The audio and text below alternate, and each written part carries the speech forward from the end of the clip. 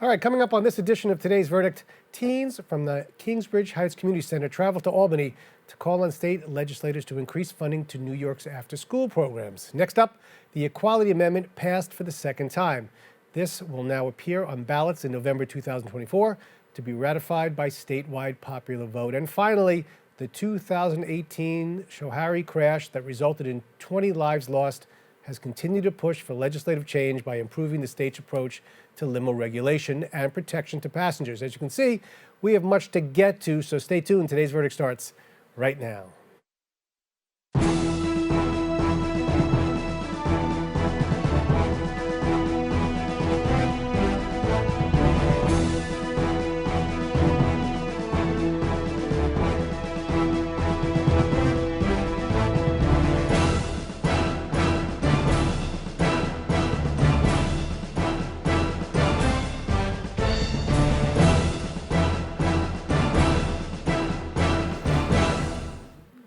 All right, hello and welcome to Today's Verdict, the interactive show that gives you your legal rights and options. I'm your host and trial attorney, David Lesh. Well, Today's Verdict is always encouraging you to stay connected. Make sure to tweet me at David Lesh and hashtag Ask Today's Verdict if you have a question. And check us out at bronxnet.tv. Bronx students travel to Albany to call on state legislators to increase funding for after-school programs. Diamond Brown is the Bronx Theater's operations coordinator at the Kingsbridge Heights Community Center, who was part of the trip and is here to tell us how it went. Diamond, thanks for being here today. Thank you for having me. I'm a big fan of after-school programs. I participated in a few myself. Tell me a little bit about what you do, your day-to-day, and why it's so important that students have a chance to participate in after-school programs. Okay, so I work at Kennedy campus at Bronx Theater High School.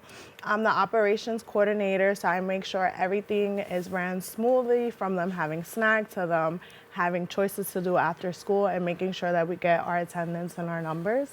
For our after school, we're a part of a much larger teen center at Kingsbridge Heights Community Center, which I have been a part of since I was 11 years old, 10 years old. I've grown up in the community center. I love it. I wouldn't be sitting here talking to you today without having to be in the community center. Talk to me about the different types of after-school programs there are. I'm sure there are so many, but maybe you can break them down into categories or something else that it's easier for us to understand.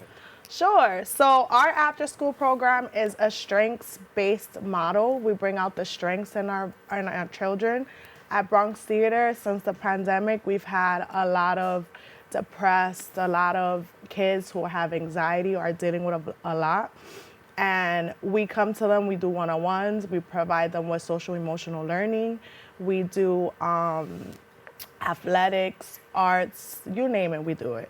So let's say, somebody has a child and wants to participate in the after-school programs. Do they approach the school? Does the school approach them, or is it a little bit of both? How does that really work? It's a little bit of both. So for KHCC, we have our main site at the Teen Center, 3101 Kingsbridge Terrace. And for our school-based kids, we're based in the school building, so we do a lot of outreach, and the guidance counselors will actually reach out to the parents. If the parents are looking for an after school or they know their kid wants to join, they'll reach out to me, and then I'll go grab them. All right, let's talk about the push in Albany to increase funding for these types of programs. How did that start and how's it going? So a lot of our programs are currently underfunded. Funding goes in the air, goes and it comes. And the push for us really to go to Albany is so legislators can see our kids are passionate. I had a lot of our kids be like, Chris, I want to go, I want to go, I want to go. I was overwhelmed by how many of them wanted to attend and advocate for themselves. Our program, in order for it to be a quality program, we need more money. That's just the bottom line. And we need money to provide snacks and provide the safe haven that all of our students are looking for on a day-to-day basis. We have some pictures up there, that actually show a lot of the kids who attended and the parents. What did it feel like to see that type of support? I honestly was really proud of them because when I was their age, we went to Albany to advocate for the same thing, and I was nervous. Like, they don't care what I think. It's not going to change. It's going to be the same, and I'm here talking to you about it, so clearly they care. They do care. Yes. All right, so what types of programs, the after-school programs, seem to take on the need for the most type of money? Are they the athletic programs, or are they the drama programs, or something else? So for our after school program, it's the whole program. It's a lot of what we do is school based. So we have SAT prep, we have tutoring, we have youth leadership council, and a lot of our kids that went to advocate for us in Albany are a part of the youth leadership council. We're teaching them student voice and choice. We're teaching them how to advocate what they want. We go on college overnight trips. We do a lot of things, and we need the money. All right, what's your favorite? My favorite your thing favorite that we of all the programs that you have. I would say my favorite program is currently working with the teens, since I've worked with all of them from elementary school to college students. The teens are my favorite. Now the teens, when you take them, let's say to, to see some of the schools and the colleges, you stay overnight as well? Sometimes, yes. So we have college day trips and we have overnight trips. They currently went to go visit some HBCUs, and a lot of our teens use this opportunity that they wouldn't normally have. Their parents are not going to take them to go spend the night at a college campus. A lot of the colleges that I was exposed to is because Kingsbridge Heights Community Center. I didn't have the money to go visit myself. And what college were those? What colleges? So SUNY Albany, University at Buffalo, Buffalo State. Currently, we visit local colleges, Lehman, BCC. We provide them with their options, trade school, a lot of post-secondary option planning. Are kids ever shut out of certain programs? In other words, is there only a certain amount of spots available, let's say for SAT prep or something? Yes. So currently, when we go on these trips and we go on the overnight trips and SAT preps, we have a lot of different programs. So it'll be 10 from Bronx Theater, 10 from Teen Center, 10 from Isla, because we don't have the money to service all of our children's needs. So what do you say to the other kids who can't make it? Do you give them a chance to come back another time, or how does it really work? So sometimes it's rolling, right? So our after school trips, our college trips, we'll take 20 in the spring and then 20 in the fall, and we try to switch it out. Feedback from parents. You would think it also gives them a chance to also work a little bit later in the day and not have to be home to help take care of the child for at least a couple of hours. Do you find that's the case? Yes. So for especially our middle school and our elementary school kids who need to be picked up and can't go home and be by themselves, or sometimes the parents don't have enough supplies, they don't have enough food and stuff like that to keep them home. We're open for elementary school and tweens until 6:30, 7:30 at night. And for our teen center, it's open until 9 o'clock at night. And it really provides our students with a safe haven to know they have somewhere to go, to know they have people that care about them. We provide snack and dinner as well. The most important thing, from what I've seen, certainly in my office, is that you want these programs to be safe and secure.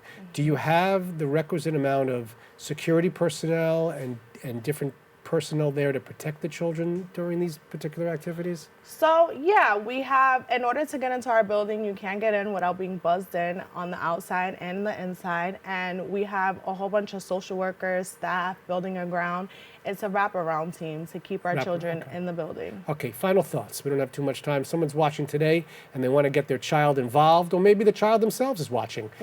Tell me what they should do to get involved with the after-school program. Come to 3101 Kingsbridge Terrace. Find our Instagram, our social medias at KHCC-NYC, and come join us. Okay, thank you very much. And Diamond, hopefully you come back next time and tell us, whether you I got would the love funding to. or not. See, this was pretty easy, wasn't it?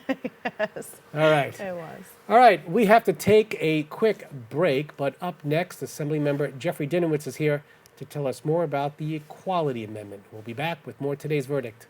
Stay with us. ¿Qué color? Perfecto, mijo. Gracias. Thank you. What's wrong, mijo?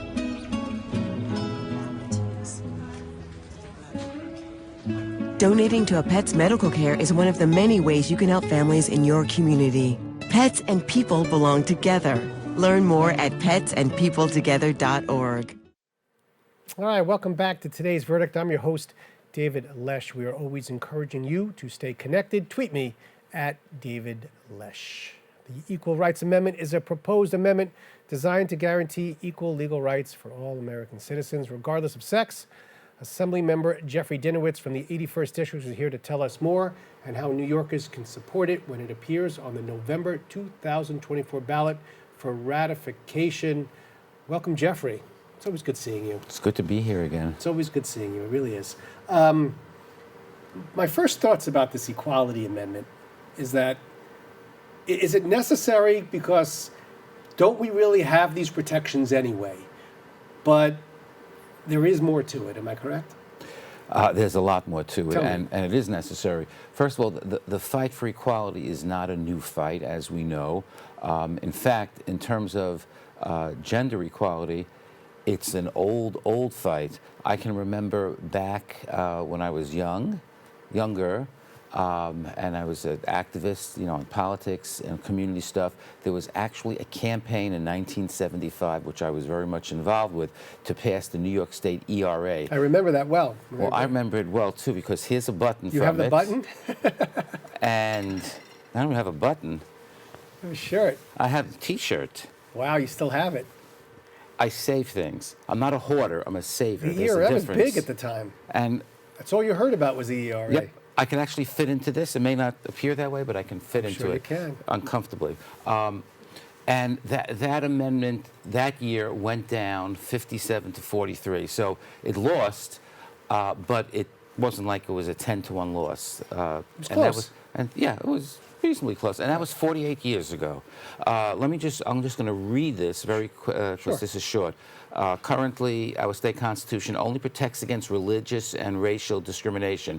The ERA, which we passed and has to be passed, as you said, in 2024, Yeah. would prohibit discrimination by the government based on a person's ethnicity, national origin, age, disability, and sex, including their sexual orientation, gender identity, gender expression, pregnancy, and pregnancy outcomes. It would also protect against any government actions that would curtail a person's reproductive autonomy or their access to reproductive health care. Most of these things were not considered in 1975, though, were they? Pregnancy outcomes, they were not. No, Not but- like now. But keep in mind that in 1975, that was only a couple of years after Roe v. Wade, abortion rights, Yeah.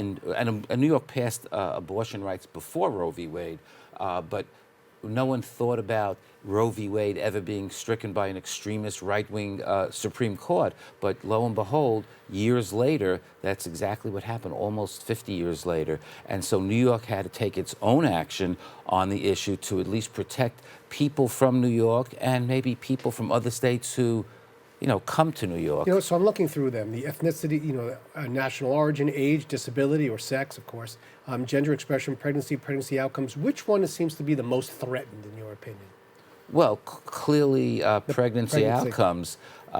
There are those in this state that would like to see New York reverse reproductive rights. Now, I don't believe that'll happen. It's not going to happen by the legislature, but Right. who knows what Congress will do. Right now, the United States Senate has a slight Democratic majority, but as we saw recently, the House of Representatives has a very right-wing, extreme, but thin, very thin Republican majority. And if you even look at the judiciary in New York State, as you could see, we've had a big fight with respect to the Court of Appeals and whether or not we're going to put a chief judge in there who has more conservative backing or leanings than someone who's more liberal. What are your thoughts about that? Because that does affect, these types of cases that involve pregnancy outcomes, gender expression. What are your thoughts on that? I don't think there is one judge on the Court of Appeals right now or on any of the appellate divisions, at least in the first and second department, I don't know about the upstate, that would do anything to threaten reproductive rights. I don't think that's an issue in New York. And I don't think, clearly the legislature is not going to be a problem. The concern is what could happen on the national level. We don't know what the elections in 2024 are going to be like. I think after 2 years of the crazies running the House, I think the Democrats will be back in control, but we don't know that. The Republicans go so far as keeping somebody like George Santos in the building, when clearly he's not really qualified to handle this position, and just for an extra vote, it's that tight. Well, that's right. I mean, the moral bankruptcy of the Republican Party Yeah. is so abundantly clear just from that. This guy, Kevin McCarthy, would throw people like Adam Schiff off the Intelligence Committee, but offered committee assignments to George Santos. What does that say about him? I think we understand what it says about him, but it's disgusting. Where are we heading? What are your thoughts? I mean, I know you don't have a crystal ball, and we don't know who the Republican nominee is going to be. I guess many people are hoping it's not Donald Trump. Whether it's DeSantis, where do you think we're going in the next 4 to 8 years?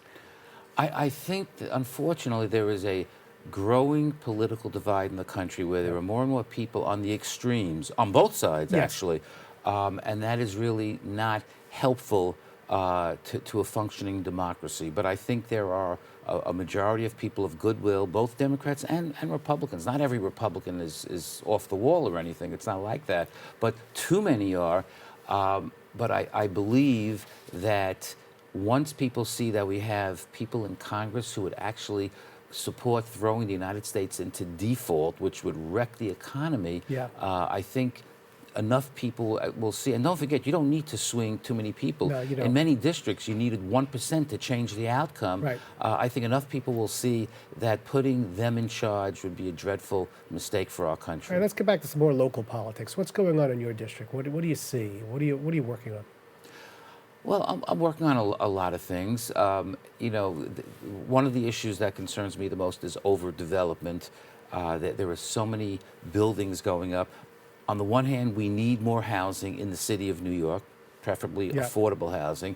But on the other hand, you don't want every tree taken down, every single family home disappeared. Where is this development that we're talking about? In your district or somewhere else? Well, I think it's everywhere, but I know in my district. I mean, I see it on the Grand Concourse. I see the entire Grand Concourse being completely remodeled. Well, as I'm coming here today, part of my district is Kingsbridge Heights. Right. And there are, even though it's a densely populated area with a lot of apartment buildings, there are a good number of single-family homes.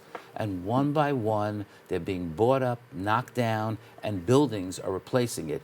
Now, how does that affect the quality of life? Yeah. Less open space, more kids for the schools without schools necessarily being built, greater strains on our sewage system, on mass transit.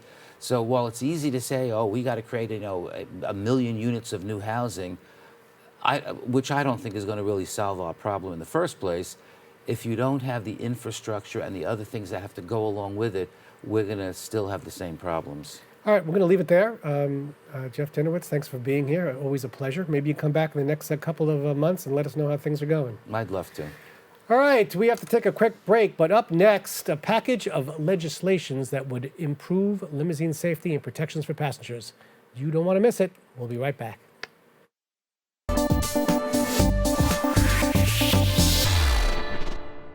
All right, in 2018, a limousine crash in Schoharie took the lives of 20 people.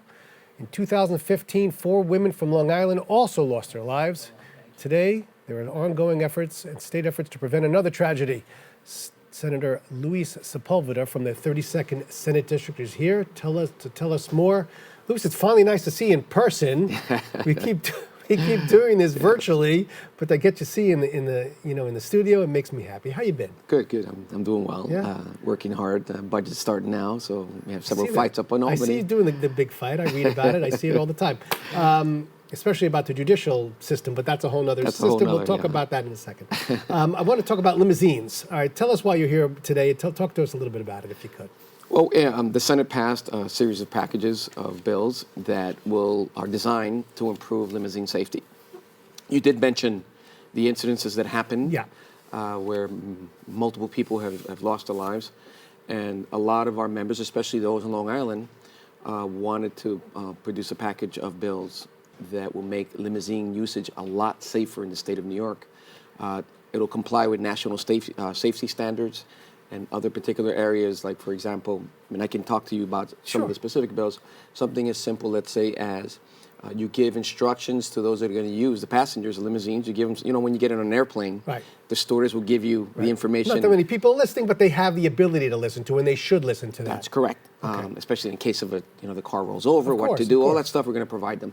You're going to have safety bars that have to be put on limousines now in case they roll over. By the way, so I would think if somebody's telling me as I get into a limousine, it's really important that you put your seatbelt on because you could be sideswiped or there'd be this, that, right? No, put the seatbelt right on. That's correct. So it reminds you that safety first. But I'm sorry, No, continue. that's right. Especially those who start having a little fun in the limousines in the back seat and Sure, start sure. drinking and don't put the seatbelts Exactly. on. That's where it's up.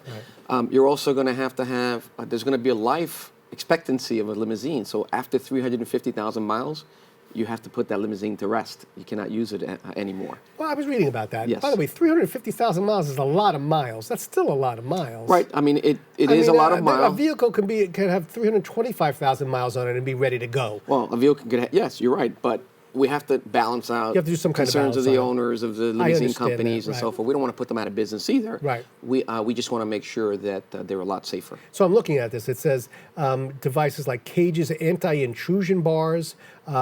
Just important things that you need. Emergency window brake devices. Interesting, like those metal things that you keep to brake if That's correct. there's a flood, I guess, or if there's God forbid, it rolls over and you need to get out. That's correct. How has this been met? Do people seem to be eager to have this type of protections? What are your thoughts? We don't know yet. I mean, Right. it's new packages, but I assume that generally speaking, our residents, our constituents, always feel good when we make things safer for them, and only good things can come of it. Where's the pushback? You know there's always pushback.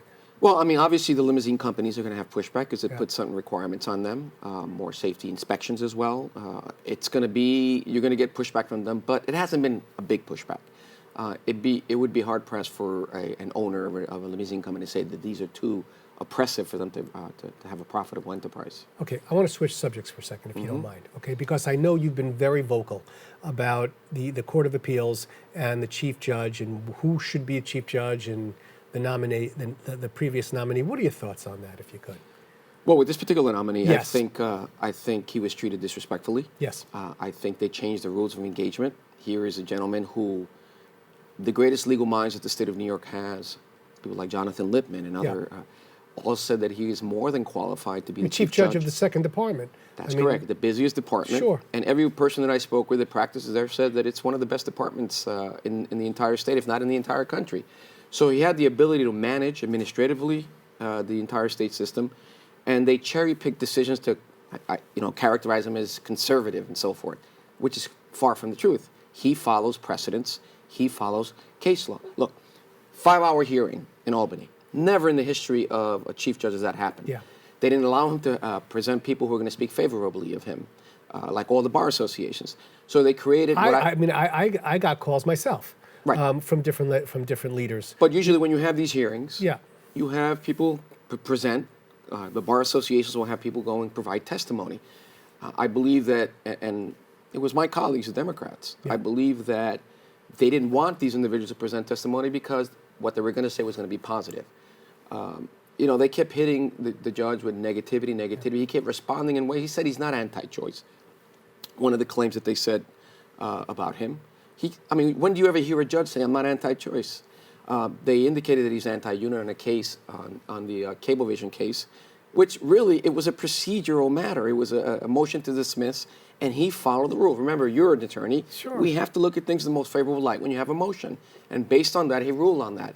And generally speaking, they didn't rule that the individuals were guilty of defaming Cablevision. They said that you need more information to determine whether they were acting in their individual capacities and not in their union capacity, which gives them protection from liability. So they cherry-picked, they twisted, they outright lied. And they certainly angered our governor. And I'm just curious as what she's going to do now. Look, I don't know what she's going to do. I just know that in the history of this state, this has never happened. Never. Never happened. At least since 1978, when the new process Right. existed. Before it was an electoral process. And so you had a certain segment that from the very beginning were opposed to him because he was a former DA. Well, so was Sonia Sotomayor, Sure. the most liberal member of the courts right now. So were 42% of President Obama's nominees for the federal courts. Were all former prosecutors. And what do we tell now young men and women who are prosecutors, or want to be prosecutors or DAs, to say you're never going to be able to go on the courts? My colleagues also argue that the court has shifted too much to the right. Well, any shift by these judges, we are responsible for, because it was my colleagues, some who were beating up on Janet DeFiore, that voted for Janet DeFiore. Yeah. Almost every one of my colleagues, with minor exceptions, voted for these with the current composition That's of correct. the chief court. And now for them to say, well, it's too conservative, I think is highly At least be hypocritical. fair the way they're, it's just not fair the way they're doing it. No, and the you small heard like the committees. beginning when they opened up, the chair said that we have some concerns with the unions, some concerns about certain issues, and then said nothing about all the Yeah. unions that endorsed them. CSCA, one of the biggest unions in the state, they have a greater impact in terms of courts. All of the unions that represent the court system, all of them were very supportive of the judge. So when you started hearing with all this negativity, and you don't mention the positive stuff, the fact that he's been supported by all the great legal minds of the state of New York, all the former, current, and chief judges, none of this was put out there. It was a hit attack from the very beginning, and it was effective. What does the governor do? I can't tell you. Yeah. I just think that Listen, we should never I embarrass can say our this. governor I can way. say this. It's my show. I don't see a lawsuit. I think she ends up putting somebody else up, but she doesn't forget. And there are a lot of legislators who need money and for budgets and different things. She's not going to forget. Well, you're saying that, not me. Right. I just know that I hope she sticks with the candidate. Yeah. Because to me, it's not only just that he's perfectly qualified, he's an incredible candidate, but people will deny this, but there is a level of cultural pride. As Latinos, we've never had. Yes. If you look at the political landscape of Latinos in the state of New York, it's in complete disarray. You have no statewide elected official, you have no countywide elected correct. official, no citywide elected And this official. would have been a perfect Actually, the chance. only countywide is Eric Gonzalez, but this would have been perfect chance. the perfect opportunity, and we were denied. And I think that some of my colleagues are going to realize 2 years from now that they've created a situation where there's a problem with the Democratic Party and Latinos, where you're going to have more Latinos, and I've gotten calls already asking me, why should I register as a Democrat when they've done this to a Latino who's overqualified? It's happening a lot. It's going to be with the Asian community too. That's going to be a rift, it's and you happening see a lot. the Asian community. It's happening right now. That's correct. Most of them are now registering as Republicans, happening. and you're seeing that in the Latino community too. Too That's what I wanted to avoid. Too progressive, but I Yes. can say that. All right, we're going to have to leave it there. Good luck with the limousine safety and protection in the act, and see where it goes. And you'll come back maybe in the next couple of months. We could have a little chat. Anytime. All right, well, that's all the time we have for today. I'd like to thank our guests for joining us, and of course, you, the viewers, for watching. If you missed any part of today's show, be sure to check it out at bronxnet.tv. Also, remember, if there's a legal issue or topic you'd like to see on a future edition of Today's Verdict, feel free to contact me at davidlesh@bronxnet.org or tweet me at davidlesh, and make sure to hashtag Ask Today's Verdict. For myself and all of us at Today's Verdict, always remember, know your rights, know your issues, reach a verdict. I'm David Lesh, and I'll see you again in 2 weeks.